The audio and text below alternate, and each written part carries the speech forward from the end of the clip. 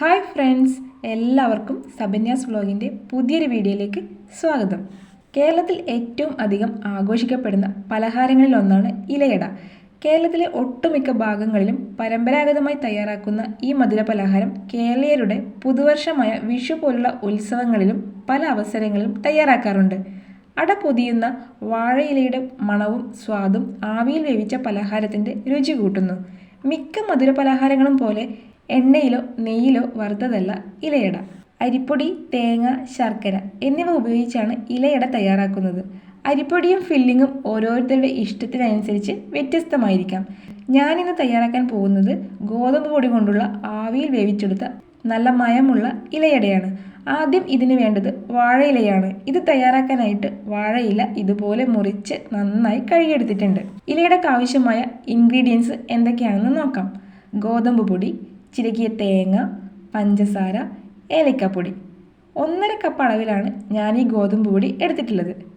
അതുപോലെ 1/2 കപ്പ് അളവിൽ തേങ്ങ എടുത്തിട്ടുണ്ട്, കൂടെ 1/2 കപ്പ് അളവിൽ പഞ്ചസാരയും. ഇനി തേങ്ങയിലേക്ക് പഞ്ചസാര ചേർത്ത് കൊടുക്കുന്നുണ്ട്, കൂടെ ഏലക്കാപ്പൊടിയും ചേർത്തിട്ട് നന്നായി ഒന്ന് മിക്സ് ചെയ്തെടുക്കണം. നിങ്ങളുടെ മധുരത്തിനനുസരിച്ച് പഞ്ചസാരയുടെ അളവ് കൂട്ടുകയും കുറയ്ക്കുകയൊക്കെ ചെയ്യാം. നമ്മുടെ ഫില്ലിംഗ് റെഡി ആയിട്ടുണ്ട്. ഇനി നമുക്ക് ഗോതമ്പ് പൊടി കുഴച്ചെടുക്കാം. ഇനി ഈ ഗോതമ്പ് പൊടിയിലേക്ക് 1/4 ടീസ്പൂൺ അളവിൽ ഉപ്പ് ചേർത്ത് നന്നായി ഒന്ന് മിക്സ് ചെയ്തെടുക്കണം. എല്ലാം നന്നായി മിക്സ് ചെയ്തെടുത്തിട്ടുണ്ട്. ഇനി ഇതിലേക്ക് അല്പം വെള്ളം ഒഴിച്ചു കൊടുക്കുന്നുണ്ട്. ചൂടുവെള്ളമൊന്നുമല്ല, പച്ചവെള്ളം തന്നെയാണ് ഇതിലേക്ക് ഒഴിച്ചു കൊടുക്കുന്നത്. ഇനി നന്നായി കുഴച്ചു കൊടുക്കണം. കുറച്ച് വെള്ളം ഒഴിച്ചിട്ട് വേണം ഇതുപോലെ കുഴച്ചെടുക്കാൻ. ആദ്യമേ വെള്ളം കൂടുതലെടുക്കാൻ പാടില്ല. ഇടയ്ക്കിടയ്ക്ക് കുറച്ച് വെള്ളം ഒഴിച്ചിട്ട് വീണ്ടും നമുക്ക് കുഴച്ചെടുക്കാം.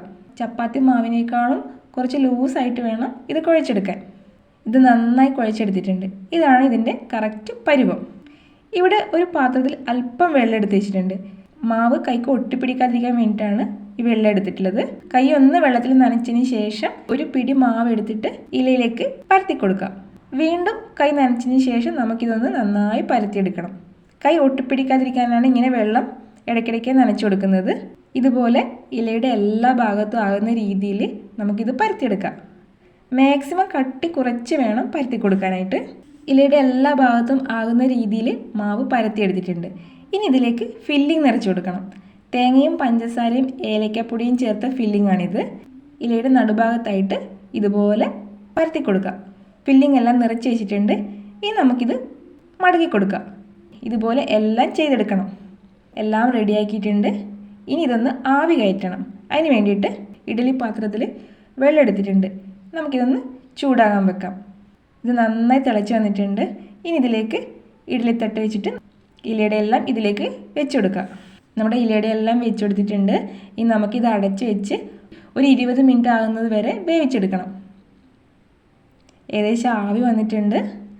നമുക്കിത് തുറന്ന് നോക്കാം. നല്ല മയമുള്ള ഗോതമ്പ് ഇലയട റെഡി ആയിട്ടുണ്ട്. വളരെ എളുപ്പത്തിലും ടേസ്റ്റി ആയിട്ടും തയ്യാറാക്കാൻ പറ്റിയ ഒരു ഇലയടയാണിത്. ഓരോരുത്തരുടെ ടേസ്റ്റ് അനുസരിച്ച് നമുക്ക് ശർക്കര ആയാലും പഞ്ചസാര ആയാലും എടുക്കാവുന്നതാണ്. അതുപോലെ ഗോതമ്പ് പൊടിക്ക് പകരം അരിപ്പൊടിയും എടുക്കാം. അപ്പോൾ നല്ല സോഫ്റ്റ് ആയിട്ടുള്ള ഗോതമ്പ് ഇലയട റെഡി ആയിട്ടുണ്ട്. അപ്പോൾ ഇന്നത്തെ ഗോതമ്പ് ഇലയട എല്ലാവർക്കും ഇഷ്ടമായെങ്കിൽ എല്ലാവരും ട്രൈ ചെയ്ത് നോക്കണം. വീഡിയോ ഇഷ്ടപ്പെട്ടാൽ ലൈക്ക് ചെയ്യണം. നിങ്ങളുടെ ഫീഡ്ബാക്ക് താഴെ കമൻറ്റ് ചെയ്യണം. ചാനൽ ആദ്യമായിട്ടാണ് കാണുന്നതെങ്കിൽ സബ്സ്ക്രൈബ് ചെയ്യാനും ഫേസ്ബുക്ക് പേജ് ഫോളോ ചെയ്യാനും മറക്കരുത്. മറ്റൊരു പുതിയ റെസിപ്പിയുമായി വരുമ്പോഴേക്കും ബൈ ഫ്രം സബന്യാസ് വ്ലോഗ്.